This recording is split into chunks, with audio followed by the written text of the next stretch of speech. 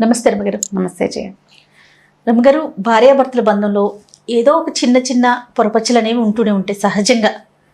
కొంతమందిని చూస్తే రెగ్యులర్గా చిన్న చిన్న ఇష్యూస్కి పోట్లాడేసుకుంటూ ఉంటారు, రోజుల తరబడి మాట్లాడుకోరు. కొంతమంది ఒకళ్ళు సర్దుకుంటే ఇంకొకరు మాట్లాడటం ఒకరు అట్లా ఉంటుంది.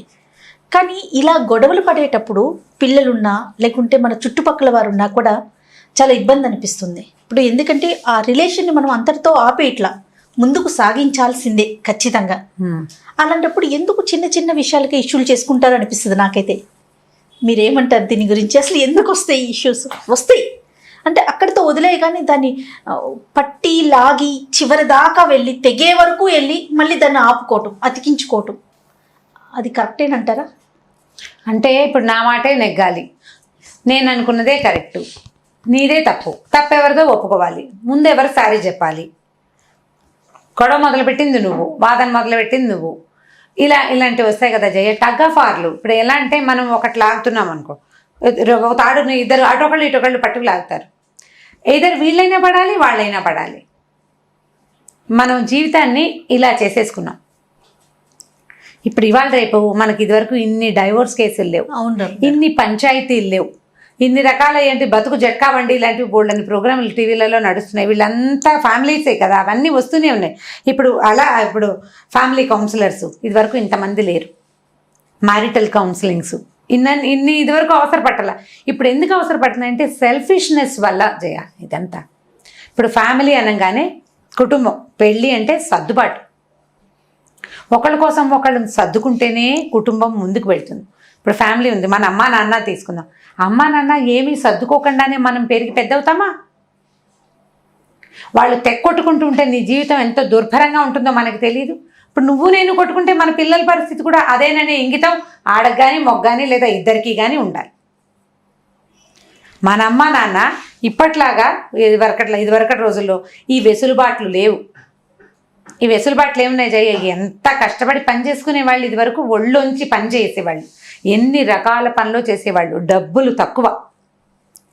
ఇప్పుడు మనం వేస్తున్న ఏ వేషము 20 ఏళ్ల నాడు కూడా లేదు కదా.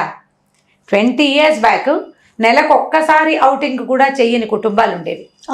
ఇప్పుడు ఎవ్రీడే ఔటింగ్ చేసే కుటుంబాలు ఉన్నాయి. ఇందులో చిన్న పెద్ద భేదం లేదు.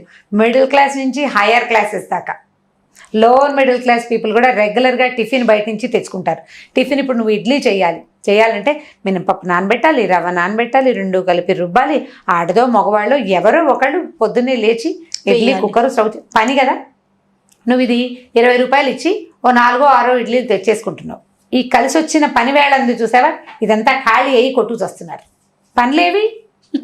పని లేవు, ఏ పని లేదు, దేనికి కష్టం లేదు. మనకి ఫుల్ ఆఫ్ స్ట్రెస్ మాత్రమే ఉంది. అందులో చిన్న లేదు పెద్ద లేదు, పనులు లేవు అసలు. పనులు ఇదివరకు దంచటము అసలు ఎన్ని రకాల పనులు చేయ. ఇప్పుడు ఒళ్ళొంచి బట్టలు ఉతుక్కునే వాళ్ళే లేరు. మా పని మనిషి సచివతి కూడా, మన ఇంట్లో పనిచేసే సచివతి కూడా వాషింగ్ మిషన్ ఎక్కడైనా దొరికితే కొనుక్కుంటానమ్మా అంటుంది. అది కూడా బట్టలు ఉతుక్కోలేకపోతాను, నా వల్ల కావట్లేదు, మెషిన్ దొరికితే కొనుక్కోవాలి. మనం మెషిన్ల మీద ఆధారపడుతున్నాం. వాటితో ఎంత ఫ్రెండ్షిప్ చేస్తున్నామంటే మనం మనుషులతో స్నేహాలు మానేసాం. ఒక్కరోజు పని చేయకపోతే విలవెల్లాడిపోతాం. అవును, మనకి మిక్సీ కావాలి, గ్రైండర్ కావాలి. కొందరిళ్లలో అయితే చాపర్లు కూడా, ఈ కరివేపాకు దాన్ని ఏమంటారు, మన వెల్లుల్లిపాయ వాటిని సన్నగా ముక్కలు చేసుకోవడానికి కూడా చాపర్స్ వచ్చేసి, అది కూడా మనం దంచము, ఏమీ చెయ్యము. క్రమంగా ఏమవుతుందంటే ఇదివరకు కొంచెం బాగా వెళ్ళాక కాస్త డబ్బులున్న కుటుంబాల్లో ఉండేది, క్రమంగా అన్ని చోట్లకి ఇది వ్యాపించింది. అవునండి, ఎందుకంటే ఈజీగా కుక్కర్లు కొనేసుకోవచ్చు, మిక్సీలు కొనేసుకోవచ్చు. అవసరం ఇప్పుడు ఇది ఎంత ఉపయోగపడుతుందో తెలిస్తే, ఇప్పుడు ఇది అవన్నీ తప్పని నేను అంటలేదు, అవన్నీ చాలా అవసరాలు, ఎసెన్షియల్ జీవితానికి. మనం ఏం చేస్తున్నాము, శ్రమని తగ్గించుకుని స్ట్రెస్ని పెంచుకుని మనతో ఉన్న మనుషులతోటి ఫ్రెండ్షిప్ మానేస్తున్నాం. వస్తువులతోటి స్నేహం పెరిగిపోయింది మనకి. ప్రధాన స్థానం ఫోన్కి. ఫోన్ ఎలాగో ఉంది. మన ఇంట్లో ఓ మిక్సీ పనిచేయట్లేదంటే మేఘాల మీద పరిగెత్తుకుంటూ వెళ్ళి ఏ బజార్ వెళ్ళి దాన్ని అర్జెంటుగా సెట్ చేసుకోవాలి. లేకపోతే రేపొద్దున ఇడ్లీ పిండి ఉండదు, దోశ పిండి ఉండదు, చట్నీ ఉండదు, ఏమీ ఉండదు. మనకి ఇంకో రకంగా చేసుకోవడం చేత కాదు. అసలు ఇంకొక మార్గం ఉందని కూడా తెలియదు. ఇంకొక అడ్వాంటేజ్ చెప్పినారు అమ్మగారు, మీకు తెలిసే ఉంటుంది బహుశా. మనం వెళ్ళి చేయించుకోక్కర్లేదు, వాళ్ళని పిలిచినా సరే ఒక్కసారి మనం ఒక కాల్ చేస్తే సర్వీస్ వచ్చేసి. అదే ఇప్పుడు మీ భర్తతోటి చిన్న తగాదా వస్తే దాన్ని రిపేర్ చేయడానికి స్పీడప్ అవుతున్నారా మీరు? సమస్య లేదు, స్పీడప్ అవటాల. ఇంకా లాగి లాగి లాగి చిన్న హోల్ పడిన చీరని వేలు పెట్టి పెంచినట్టుగా పెంచుకుంటారు. రంధ్రాన్వేషణ చేయకూడదు జయ. ఎప్పుడు కూడా రంధ్రాన్వేషణ పదం ఎప్పుడైనా విన్నారా? విన్నాను. ఈ ఛేదాన్ని ఇప్పుడు ఎక్కడైనా ఒక హోల్ కనపడింది అనుకో, మనకి బుద్ధి మానవ అంటే కోతి నుంచి వచ్చాం కదా మనం, దాన్ని ఇలా ఇలా అంటాం, కొంచెం ఇలా వస్తుందో రాదో చూస్తాం, కొద్దిగా పెరుగుతుంది. కొంచెం వేలు దూరింది అనుకో చిరిగిపోతుంది.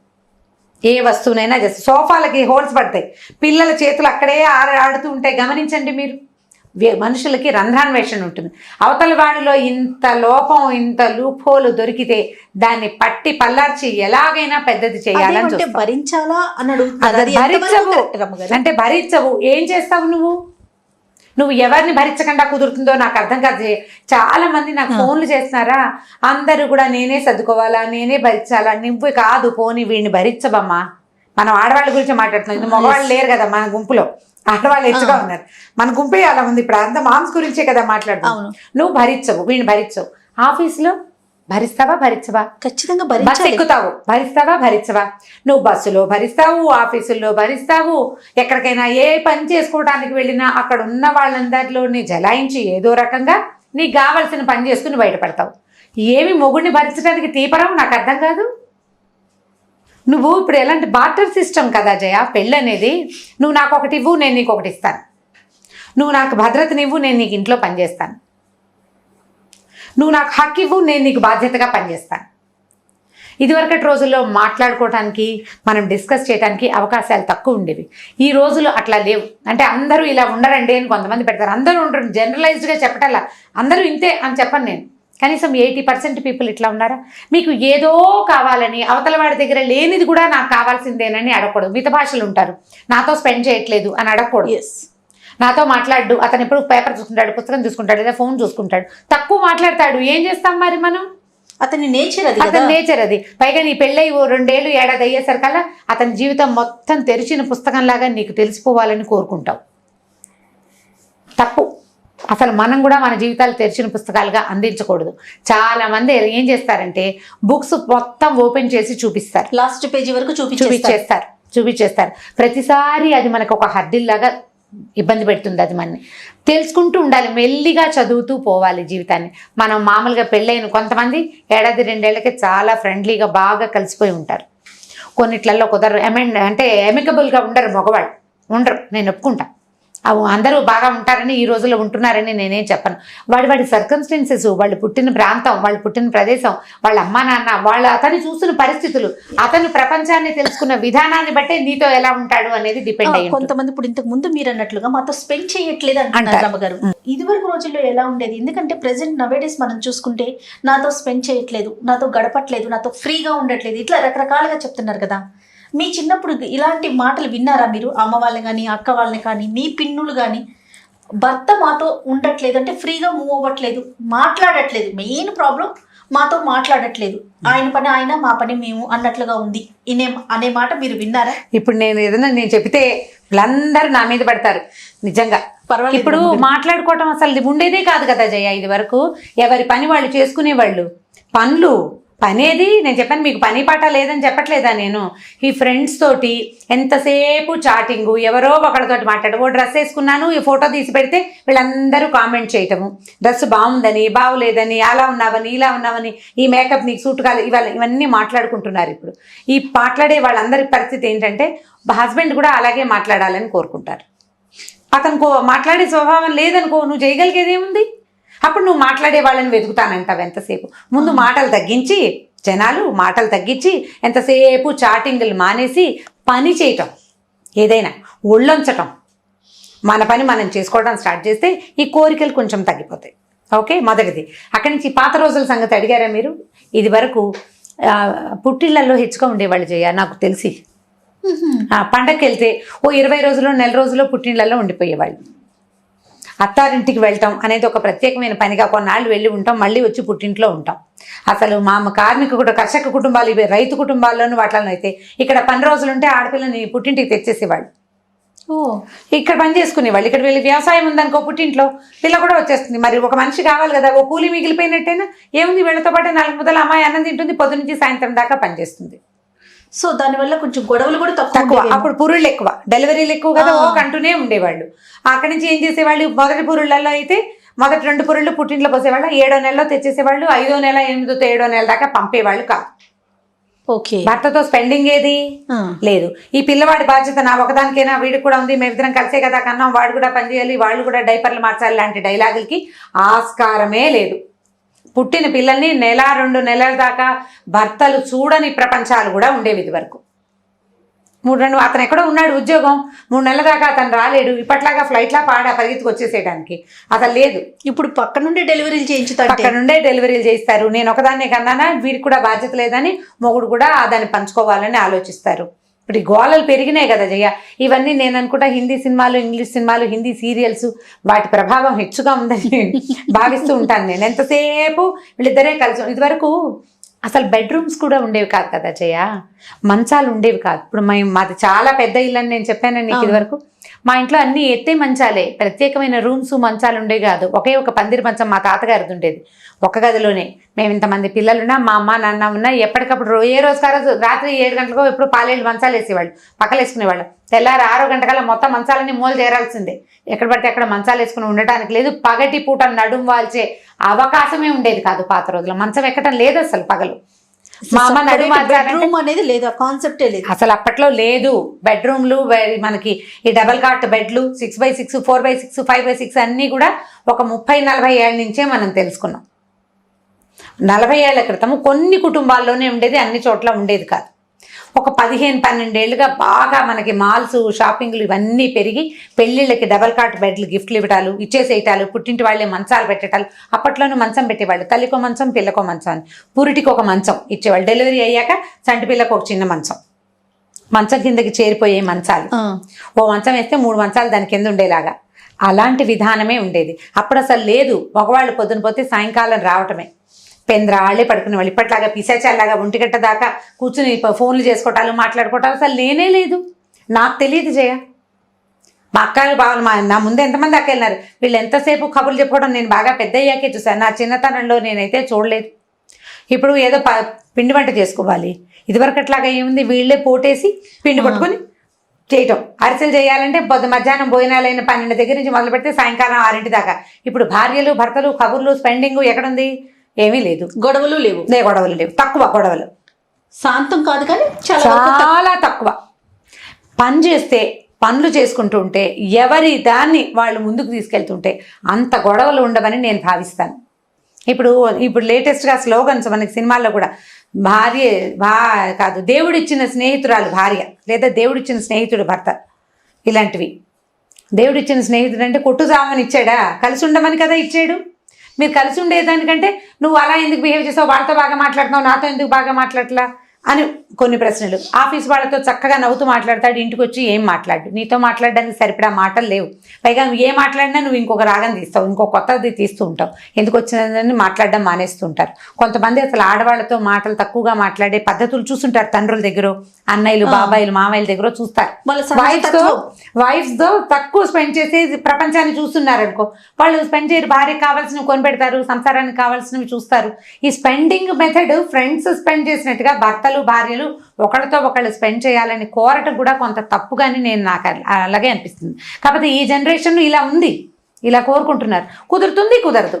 దానికోసం కొట్లాడుకుంటే ఎట్లా? పైగా మీ ఇద్దరు కొట్టుకుని ఎంతసేపు పిల్లల్ని చెడగొడతారు. పిల్లలకు ఒక వేరే అవగాహనని కల్పిస్తారు. సరైన అవగాహన మనం ఇవ్వలేకపోతాం కదా. ఇప్పుడు నీ ఇద్దరికి ఆఫీసులు ఉన్నాయి, ఇద్దరు ఆఫీసులో స్పెండ్ చేస్తారు. అలాంటి రిలేషన్ వద్దనుకుంటున్న పిల్లలు చాలా మంది ఉన్నారండి. ఈ కొట్లాడుకుంటూ ఈ పెళ్లి ఎందుకు అన్న మగ పిల్లలు నేను కూడా చాలా మంది చూసాను. నేను కూడా చూసాను. మా నాన్న పెళ్లిలో ఏం సుఖంగా లేరు, మా అమ్మ ఏమి మా నాన్నతో హాయిగా ఉండలేదు, మా నాన్న ఫ్రెండ్లీగా ఉండడు. ఎందుకు? చక్కగా లివింగ్ టుగెదర్ బాగుందనే ధోరణిలోకి వచ్చేస్తున్నారు. కొన్నాళ్ళు కలిసి ఉంటాం, కుదరకపోతే ఎవరి దారిని వాళ్ళు వెళ్ళిపోవచ్చు. నెక్స్ట్ ఇంకొక ఆప్షన్ ఉంటుంది. ఫ్రిడ్జ్ కొనుక్కున్నాం, ఒక 4 ఏళ్ళు వాడాం, దీన్ని బారేసి కొత్త ఫ్రిడ్జ్. అంటే ఇప్పుడు చూడండి, మనం వస్తువులను ఏం చేస్తున్నామో మనుషులను కూడా అదే చేస్తున్నాం. మనుషులకు విలువలు లేవు, మన ఆలోచన విధానం మారాలి కదా. ఇప్పుడు నేనైనా మారాలి, వాళ్ళు ఎందుకు మారకూడదు అని మీరు నన్ను అడగండి. సేమ్ అదే. ముందు మనం మారాలి కదా. నువ్వు నీ ఆలోచన మార్చుకుంటే నీ పక్కన ఉన్నవాడు కొంత మారడానికి అవకాశం ఉంది. ఏ రిలేషన్కైనా కొంత టైం ఇవ్వాలి.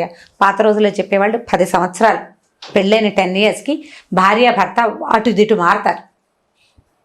10 ఏళ్ల పాటు మా అమ్మ వంట బాగా చేస్తుంది, మా చెల్లి కాఫీ బాగా కలుపుతుంది అని అనేవాళ్ళు 10 ఏళ్ల తర్వాత ఎవరింటికైనా వెళ్ళి కాఫీ తెచ్చి వాళ్ళ ఇంట్లో కాఫీ బాగాలేదు ఫ్రెష్ కాఫీ పెట్టాను అనేవాళ్ళు 100లో ఉన్నారు, నాకు తెలుసు.